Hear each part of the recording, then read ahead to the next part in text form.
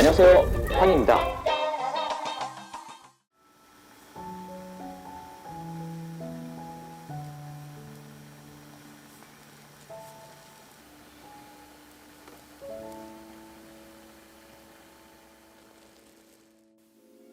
안녕하세요, 황입니다. 양주 이야기 그 두 번째 시간입니다. 오늘 이야기는 코지, 즉 흡입 누룩 만들게 되겠습니다. 한국이나 중국은 이런 덩어리 누룩을 많이 사용해요. 떡처럼 덩어리가 져 있어가지고 병국이라고 부릅니다. 근데 옆 동네, 이웃나라인 일본은 이렇게 만들지 않습니다. 그 배양된 단일 곰팡이, 그거를 꼬두밥에 조정을 시켜요. 그렇게 이틀에서 열흘 정도 숙성을 시켜서 만듭니다. 그래서 덩어리가 아니라 나달이에요. 쌀이에요, 쌀. 뭐 그 이유에 대해서는 여러 가지 설이 있어요. 일단 일본은 습하죠. 음식이 잘 상하는 환경이에요. 일본 여행 갔는데 음식이 짜더라. 모든 지역이 그런 거 아니에요. 근데 일단은 기후적인 특성 때문이에요.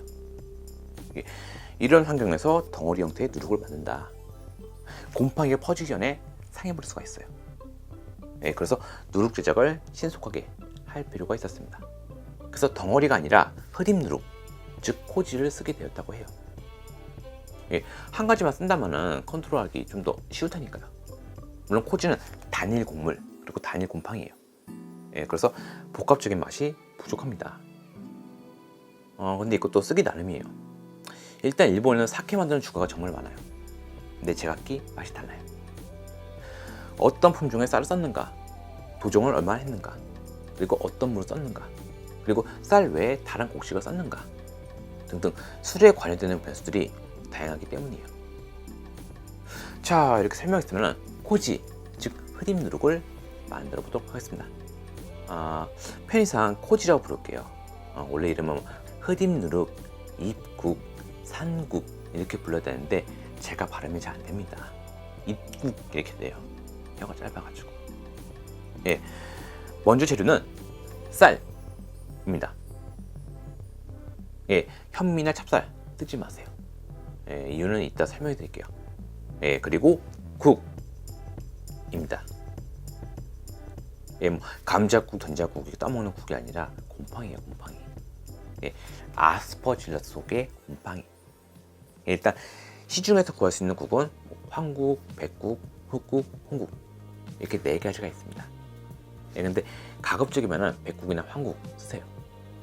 홍국하고 흑국은 난이도가 좀 있어요. 제조 기간이 길고 그만큼 오염될 가능성이 높습니다. 그리고 면보, 비닐, 쇼핑백, 전기장판, 탐요입니다. 아스퍼질러스는 35도의 온도에서 활발하게 움직여요. 그래서 보온을 위한 장비가 꼭 필요합니다. 자, 그럼 요리 곰팡이 시작.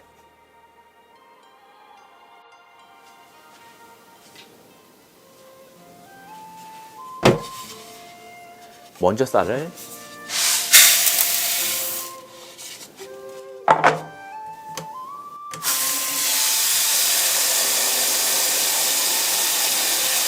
잘 씻어주세요.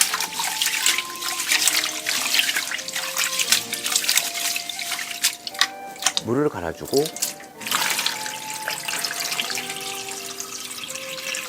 또 씻고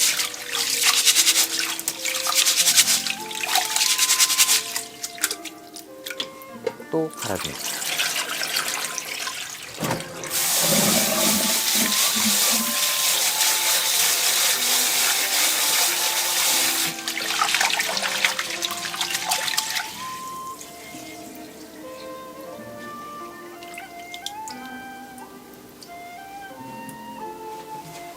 그리고 하룻밤 불주세요.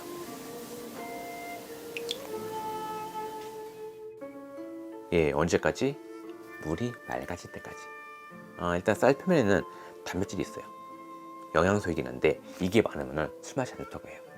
그리고 표면을 좀 깎아야지 곰팡이가 안쪽까지 스며들어요. 물론 도전기가 있으면 도정을 좀 세게 식혀주면 돼요. 근데 없으면 이렇게 문질러서 씻어주면 됩니다. 이런 이유 때문에 현미는 안 쓴 편이 좋아요. 그 막 때문에 곰팡이가 잘 안 스며들거든요. 그 다음에는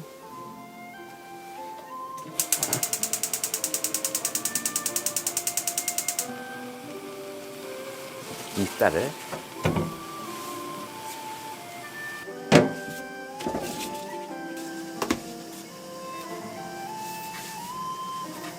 찜기에 넣고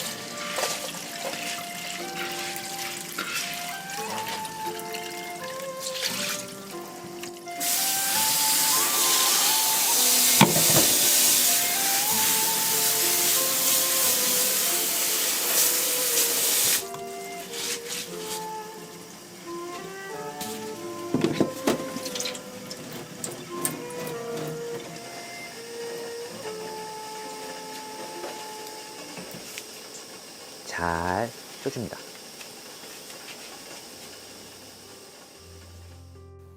예, 50분간 쪄준 다음에 10분간 뜸을 들이면 돼요. 예, 단 주의할 점이 있습니다. 반드시 쪄야 돼요. 코지 만들 때 수칙 한 가지, 수분이 과하면 안 돼요. 일단 아스퍼질러스는 대사를 하면서 몇 가지 부산물을 만들어냅니다. 일단 녹말 분해 요소인 아밀라제, 그리고 단백질 분해 요소인 프로테아제, 그리고 당분 중 하나인 메가다, 산, 그리고 물입니다. 예, 물이 나옵니다. 예, 밥에 물이 많으면 끈적거리죠. 그럼 쌀알끼리 붙게 돼요. 그리고 이 붙은 부분에는 곰팡이가 침투를 못해요. 예, 그 결과 제조 기간이 길어져요. 그럼 오염 가능성이 높아집니다. 예, 그리고 찹쌀은 쓰지 마세요. 그 찹쌀은 찰기가 강하잖아요. 그래서 쌀알끼리 붙거든요. 예, 요약하면은 반드시 찔 것, 그리고 찹쌀은 쓰지 말 것.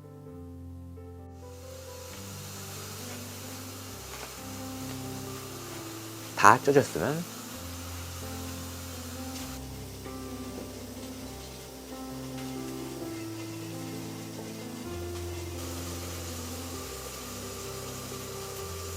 쏟아준 후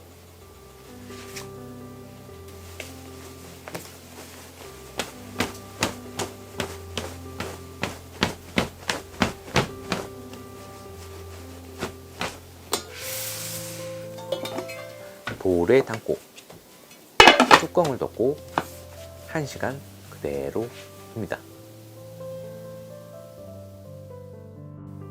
예, 처음부터 펼치면은 식으면서 밥알이 말라요. 그래서 처음에는 봉해가지고 식힌 다음에 나중에 펼쳐가지고 식히면 돼요. 그리고 펼친 다음에는 40도까지 식혀줘야 돼요. 물론 온도계가 없으면은 그냥 완전히 식힌 다음에 다음 작업을 하면 됩니다.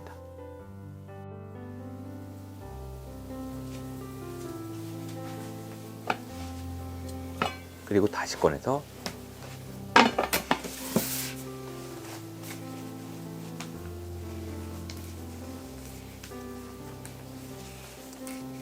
잘 펼쳐주세요.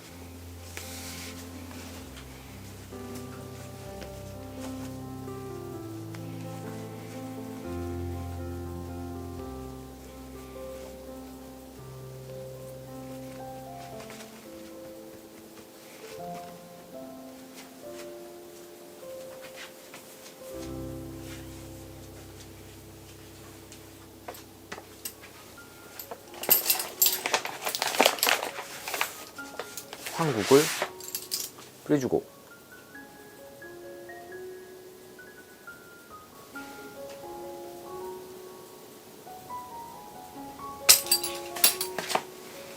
잘 문질러줍니다.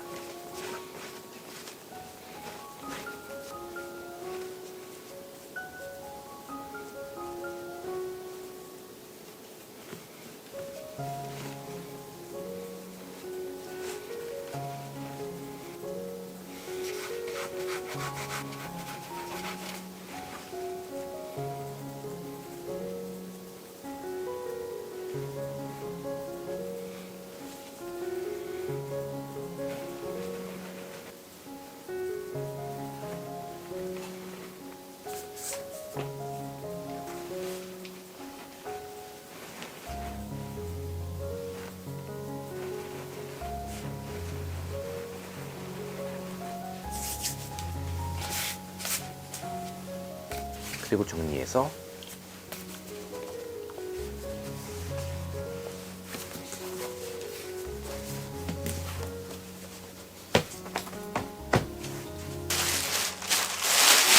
4개 넣고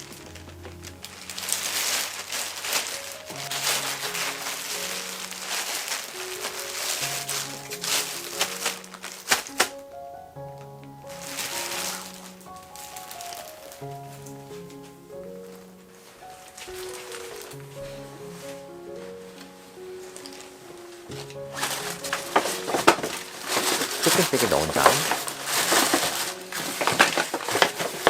전기장판에 올린 후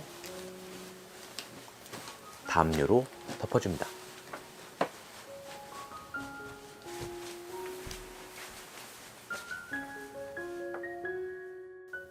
예, 그리고 12시간 보온 해주세요.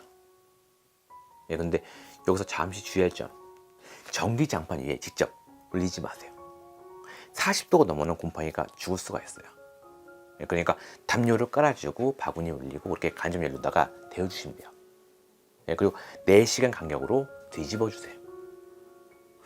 뭐 손이 좀 가긴 하는데 꼭 가서 뒤집는 거야 별거 아니잖아요. 그 다음에는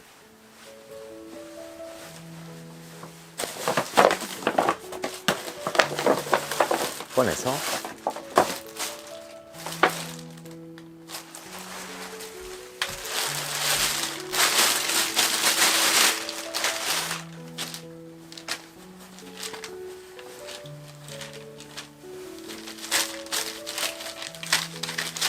바바를 잘 풀어줍니다.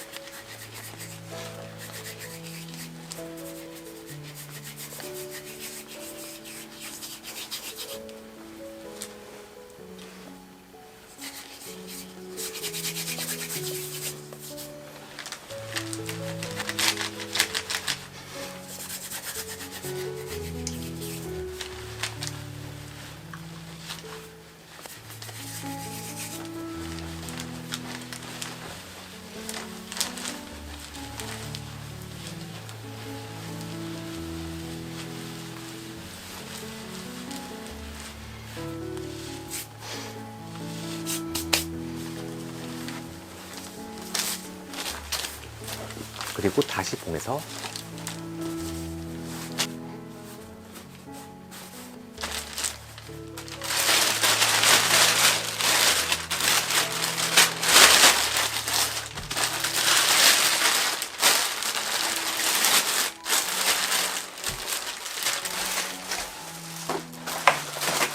담아줘 놓고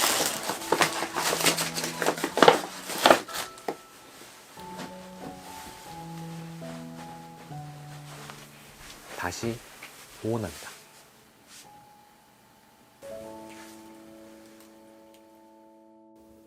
단 풀어주는 작업 철저하게 해주셔야 돼요. 이때부터 슬슬 물이 나오기 시작해요. 대충 하면 자기들끼리 붙어요. 그럼 망쳐요. 8시간 후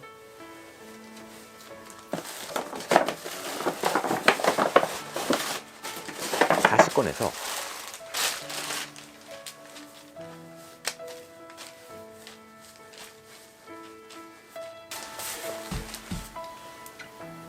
풀어줍니다.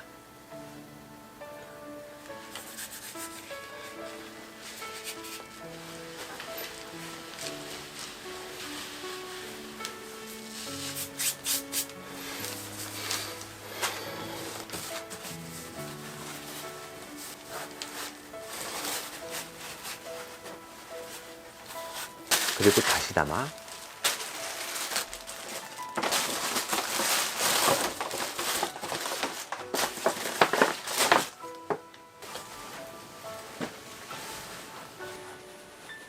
보온합니다.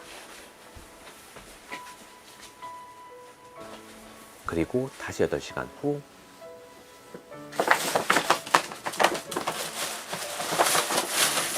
꺼내서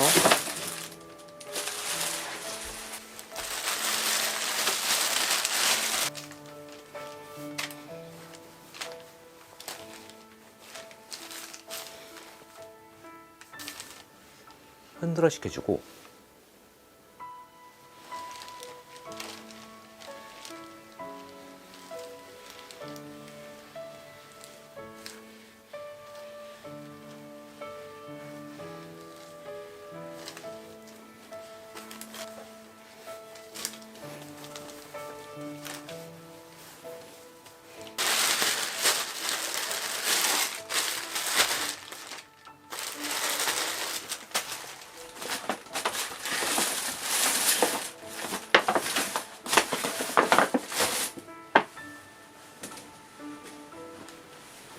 다시 고온합니다.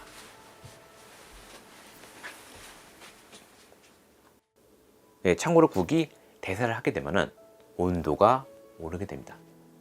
이때 온도가 너무 많이 오르면 안 돼요. 즉 중간중간 확인차 열어주세요. 만져봐가지고 너무 따뜻하다 싶으면은 풀어가지고 식혀주세요. 그리고 쌀알을 자세히 보면은 하얀 게 붙어 있어요. 이게 바로 곰팡이입니다. 뭐 이쯤 되면은 전체적으로 퍼졌을 거예요. 어떤 애는 완전히 퍼져 있고, 어떤 애는 절반만 퍼져 있고. 뭐 이거는 환경에 따라 다릅니다. 처음에는 12시간, 그 다음엔 8시간, 또 8시간, 또 8시간. 총 36시간이죠. 그리고 펼쳤을 때 새하얀 게 70% 미만이다. 그럼 한 번 더 보온해 주세요. 근데 그 이상이다. 그럼 그 다음 작업으로 넘어갑니다. 다시 꺼내서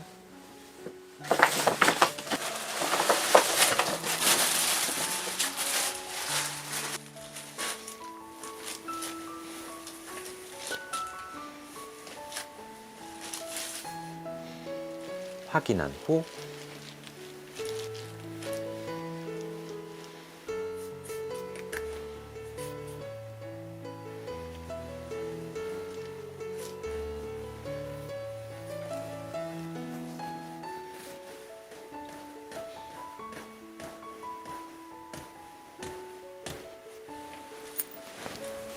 바구니에 올려놓고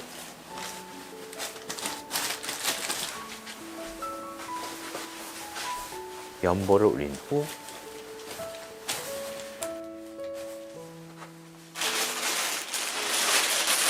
비닐을 깔아주세요.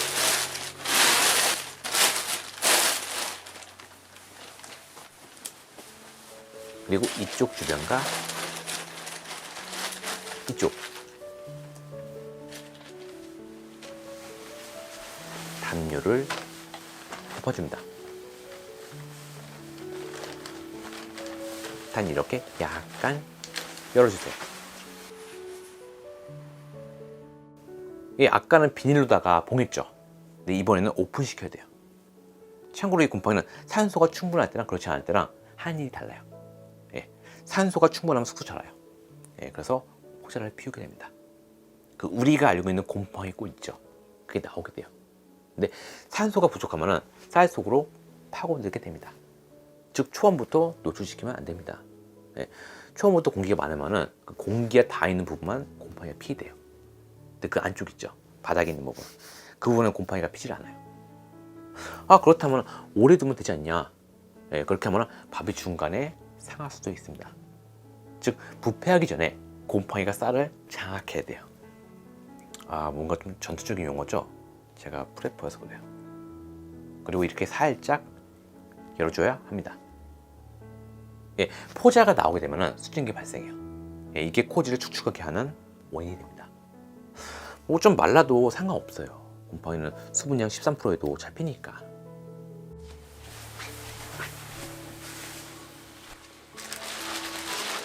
솜털이 가득하게 피었으면 꺼내주세요. 이렇게 붙어 있으면 손으로 살짝 잡아주세요. 가볍게 부서지면 코지 완성!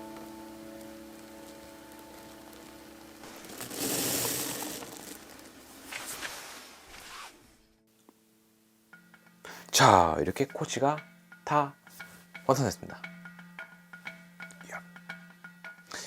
보시면은 쿠팡 아니죠 이거. 쌀이에요. 쌀이 쌀인데 표면에 하얀 게 있어요. 물론 쌀이 원래 하얗게 나는데 무슨 막이 있습니다. 이게 바로 곰팡이에요. 잘라보면은 이 하얀 곰팡이가 안쪽까지 스며 있어요. 잘 안 보이죠? 이거 그대로 술 담글 때 써도 돼요. 아니면 말려서 보관하셔도 좋습니다. 저는 건조기로 말려서 밀봉에 두었어요. 근데 한 가지 중요한 점이 있습니다. 흡입 누르기라고 했죠. 근데 실제로 누르곤 아니에요. 왜냐하면 여기는 효모가 없기 때문이에요. 일단 전통 누르고는 뭐 지피라던가 솔잎, 깻잎 이런 거 써요. 여기는 아스퍼질러스 외에 효모도 있어요. 이 효모가 같이 옮겨 붙는 거예요. 근데 코지는 그렇지가 않아요. 쌀을 쪄가지고 철저하게 살균시켜요. 그리고 호화시킵니다. 그 다음에 배양된 곰팡이를 뿌려가지고 증식을 시킨 거예요. 즉 다른 미생물이 유입되지 않았어요. 즉 술을 만들려면 이스트를 필히 섞어줘야 합니다. 물론 장점도 있습니다. 초상균 이런 게 붙어있지 않아요. 뭐 잘못해서 식초가 된다거나 그럴 일이 적어요. 게다가 언제 만들더라도 맛이 일정해요. 물론 복합적인 맛이 부족해요. 뭐 제 경우는 백국, 콩국 이런 걸 따로 코지로 띄워가지고 블렌딩해서 써요. 자, 그럼 이렇게 만든 코지를 어디에 쓰면 좋을까요? 술 말고요. 요리. 코지에다 소금을 넣고 갈아줘요. 그 다음에 요리에 쓰는 거예요. 이쪽에 조미료 개념으로 말이죠. 그리고 여기다 물을 부어서 되직하게 섞은 다음에 야채를 절여도 맛있습니다. 실제로 일본의 쯔케모노 중에서 그 술찌개에 절인 것도 있어요. 그리고 드라이 에이징 할 때 써도 좋습니다. 그 분말을 만든 다음에 고기에 발라줘요. 그 다음에 걸어가지고 숙성시키는 거예요. 참고로 일본 된장인 미소 이 코지로 만듭니다. 그 삶은 콩을 잘 넣을게요. 그 다음에 소금하고 코지를 넣어가지고 잘 섞어요. 네, 밀폐된 용기 넣고 한 달에서 한 1년 정도 두면은 미소가 됩니다. 단 우리나라 된장과 달리 표면을 김이라던가 다시마로 덮어요. 그 다음에 밀폐를 시켜야 돼요. 참고로 장은 햇빛이라던가 공기가 많이 닿으면 색이 짙어져요. 물론 우리나라 된장도 맛있긴 한데 뭐 응용해보셔도 좋을 것 같습니다. 뭐 예를 들어서 시판 된장, 시판 고추장 더 맛있게 만들기 뭐 그런 거라던가. 참고로 이 코지 시중에서 구할 수 있어요. 아래 링크를 남길 테니까 확인해 주세요. 자, 오늘 이야기는 여기까지고요. 다음 편은 이 흐림 누룩으로 감주를 만들어 보겠습니다. 자, 그럼 오늘 좋아하시고 안녕히 계세요.